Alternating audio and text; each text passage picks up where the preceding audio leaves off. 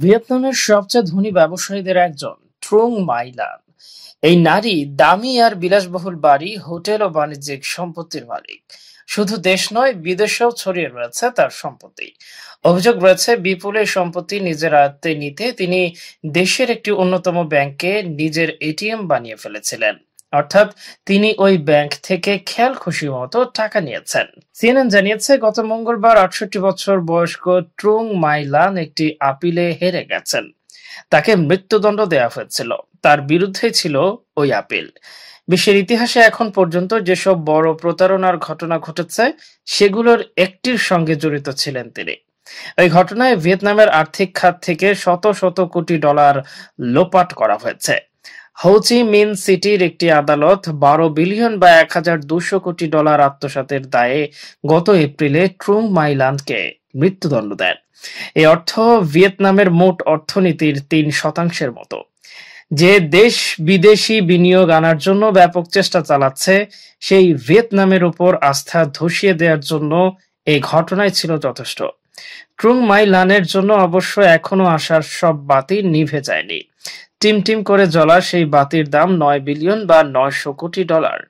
রাষ্ট্রীয় গণমাধ্যম VN express ইন্টারন্যাশনালের খবর অনুযায়ী, রায় দেওয়ার সময় বিচারক জানিয়েছিলেন যে তার মৃত্যুদণ্ড যাবজ্জীবন কারাদণ্ডে রূপান্তরিত হবে যদি তিনি আত্মসাৎ করা অর্থের ৩/৪ পরিশোধ করেন। এখন বড় প্রশ্ন হলো, জীবন বাঁচাতে তিনি ৯০০ কোটি ডলারের ব্যবস্থা করতে পারবেন কিনা। একটি সাধারণ চীনা ভিয়েতনামি পরিবারে ১৯৫৬ সালে জন্ম ট্রুং মাই লানের। হো চি মিন শহরের প্রাচীনতম মার্কেটে তিনি মায়ের সঙ্গে প্রসাধনী বিক্রি করতেন। স্থানীয় রাষ্ট্রীয় গণমাধ্যমের খবর অনুযায়ী তিনি ধীরে ধীরে ছোট ব্যবসা গড়ে তোলেন। তবে তার রমরমা অবস্থা শুরু হয় হংকংয়ের বিনিয়োগকারী এরিক চুয়ের সঙ্গে পরিচয়ের পর। ট্রুং মাই লান ১৯৯২ সালে চুকে বিয়ে করেন। সে বছরই তিনি আবাসন কোম্পানি ভ্যান থিন ফ্যাট চালু করেন। ২০১১ সালের মধ্যে তিনি হো চি মিন সিটির যথেষ্ট প্রভাবশালী ব্যবসায়ী হয়ে ওঠেন। তবে তিনি নাম প্রচার করতে চাইতেন না। ওই বছর তিনি সাইগন জয়েন্ট কমার্শিয়াল ব্যাংকের সঙ্গে দুটি আর্থিক প্রতিষ্ঠানের একত্রীকরণের কাজে জড়িয়ে পড়েন। এটি সমন্বয় করেছিল দেশটির কেন্দ্রীয় ব্যাংক। সেই শুরু। ট্রুং মাই লানকে আর পেছনে ফিরে তাকাতে হয়নি। তিনি ধনী ও অভিজাত হওয়ার রাস্তায় উঠে যান। শেষ পরিণামে তিনি কুখ্যাতিও অর্জন করেন।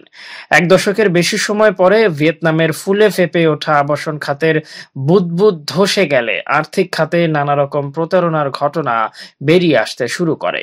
আইএসইএএস ইউসুফ ইসহাক ইনস্টিটিউটের ভিয়েতনাম স্টাডিজ কর্মসূচির ফেলো নগুয়েন খাক জিয়ান জানিয়েছেন, কোভিড-১৯ মহামারীর সময় ট্রুং মাই লানের সঙ্গে সম্পর্কিত ব্যবসাগুলো আর্থিকভাবে দারুণ মার খায়। শেষ পর্যন্ত ২০২২ সালের অক্টোবরে ট্রুং মাই লানকে গ্রেপ্তার করা হয়। তবে ওই গ্রেপ্তারের খবরে সাইগন কমার্শিয়াল ব্যাংক থেকে অর্থ তুলে নেয়ার ধুম পড়ে। আমানতকারীদের সন্দেহ ছিল ট্রুং মাই লানের কথিত আর্থিক অপরাধের সঙ্গে ভিয়েতনামের ৫ম বৃহত্তম এই ব্যাংকের সম্পর্ক থাকতে পারে।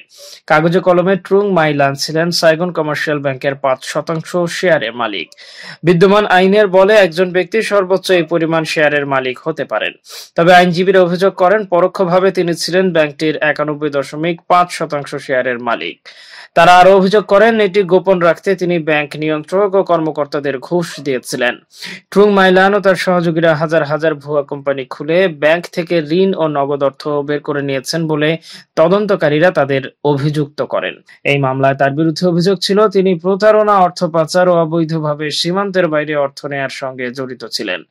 ভিএন এক্সপ্রেস ইন্টারন্যাশনালের খবর অনুযায়ী এক্ষেত্রে ২৭ বিলিয়ন বা ২,৭০০ কোটি ডলার তছরুপ করা হয়েছিল।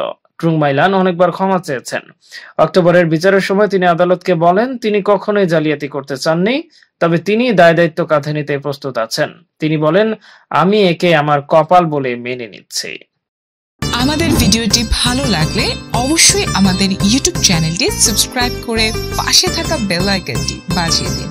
এছাড়া আমাদের ফেসবুক পেজে লাইক দিয়ে পাশে থাকুন।